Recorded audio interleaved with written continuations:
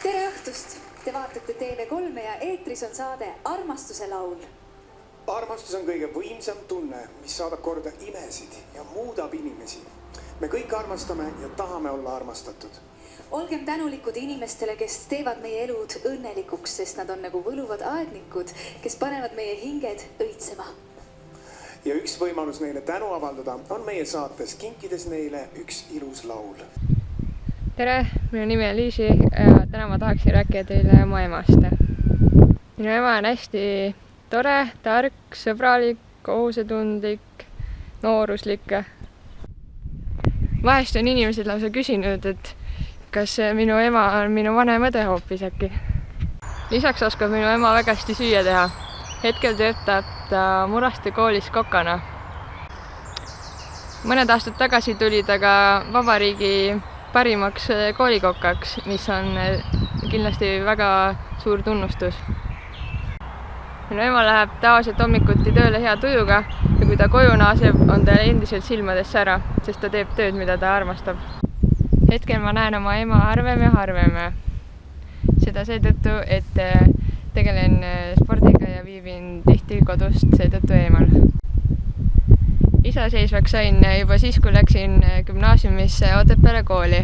Aga sellegi poolest on ema mulle ja teistele õdedele ja vennale alati olemas ja toeks. Emalt olen õppinud seda, et ei ole olemas ületamatuid probleeme. Kõigele on olemas lahendus. Olen lihtsalt, kui väga sa seda tahad. Ma arvan, et meil on hästi kokkuhoidev pere.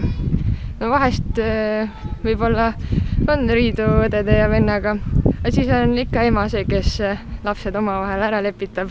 Lisaks oleme nakatanud emaga spordipisikuga. Või siis tema nakatas meid. Ei teagi, kumba pidi see oli.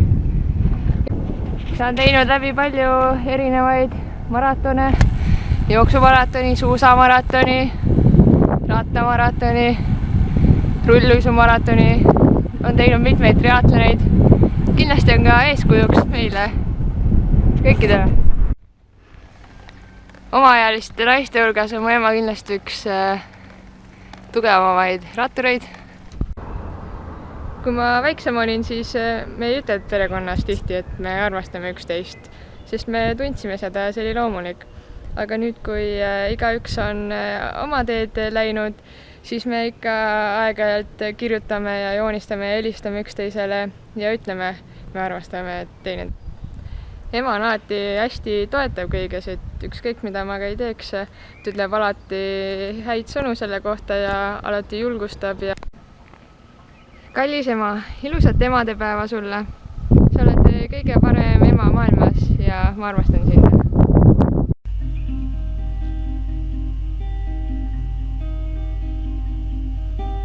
Ema, kallis ema,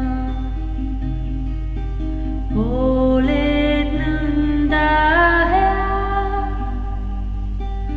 panen sinu sülle oma väikse pea,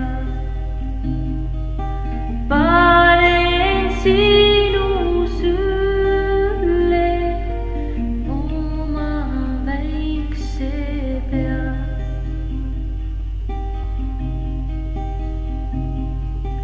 käsi nõnda veeme,